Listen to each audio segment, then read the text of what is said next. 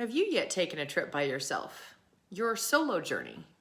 Not work-related and not just traveling somewhere to see family, but actually planning and going somewhere by yourself for a few days. I know it might seem a little bit unexpected and an interesting topic choice in this hopefully ending soon COVID era, because my last episode was focused on how to connect with others and how to grow your friendship and your support crew circle. But hear me out as I share today a bit more about how to set up a solo trip or journey, the 7 key steps, and how wonderful it is for your mental health, your spirit, and your soul.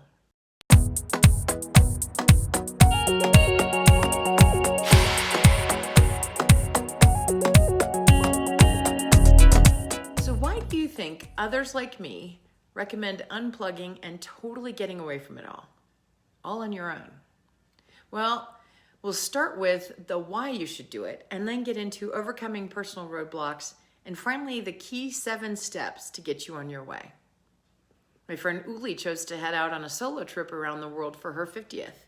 Valina just took another long weekend at the beach by herself, and Kimberly heads out at least once a year, a day or two alone, to get her life back in focus and strategize on her next personal and professional chapter. Then there's Pamela, who I met not long ago.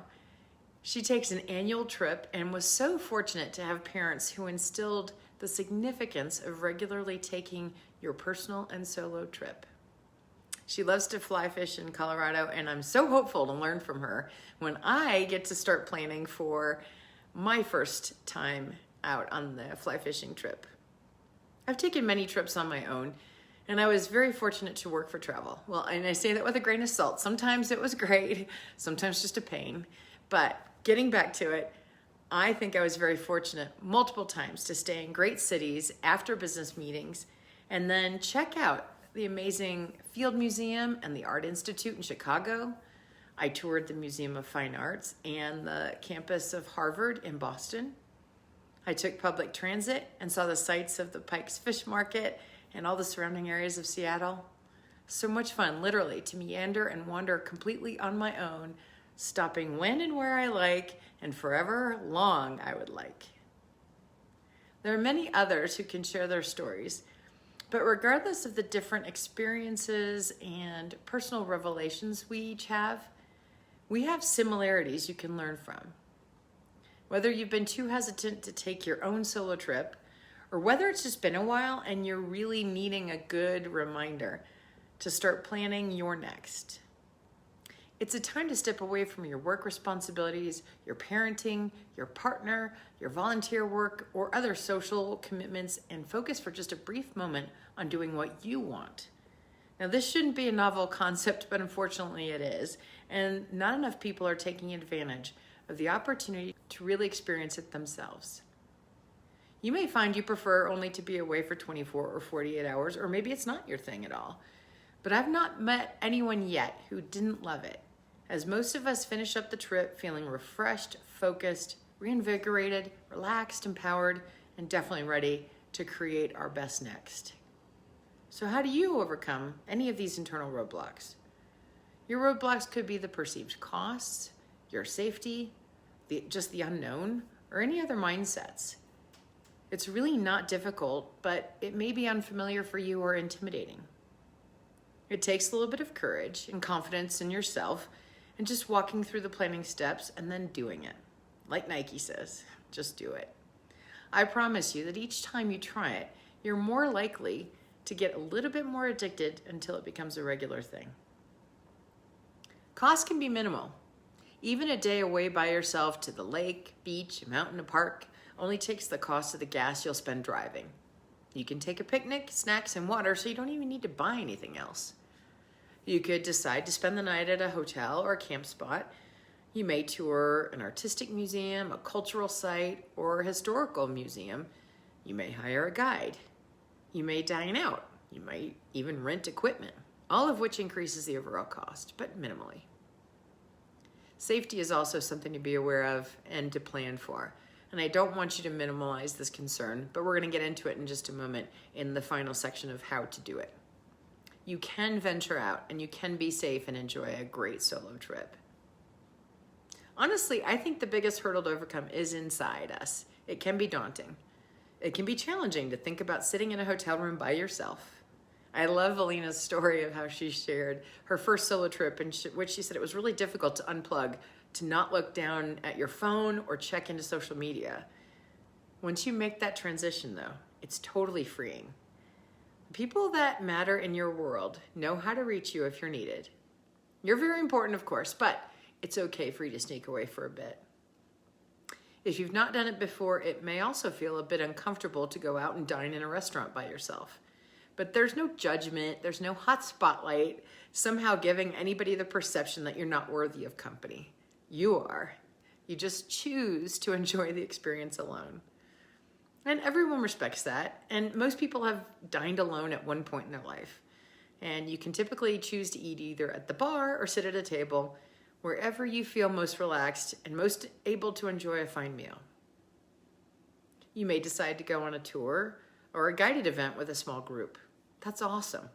If nobody in your world currently appreciates the Bowling Museum Hall of Fame, and I had no idea this is in the backyard of my former Dallas-Fort Worth home, you can definitely find some of your peeps and maybe a few new friends by joining a small tour group.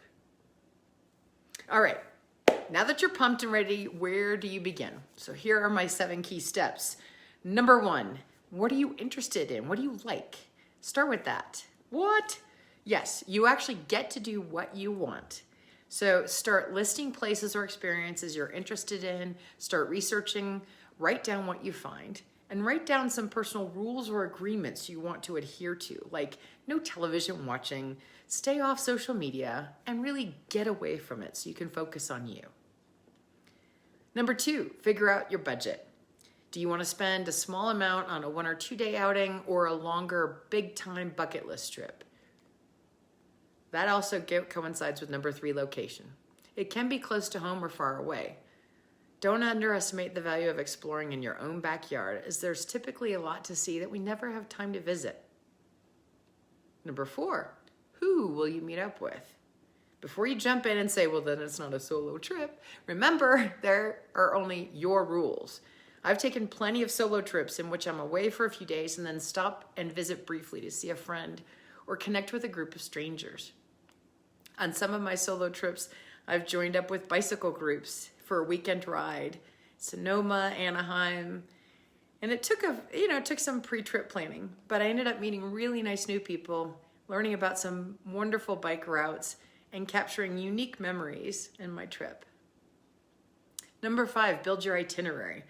Create your tentative schedule, and remember, you can flex it to what you want. You may decide to purchase some event tickets or tours you need to do up front, or you can just meander. You can get up when you want, eat when you want, etc.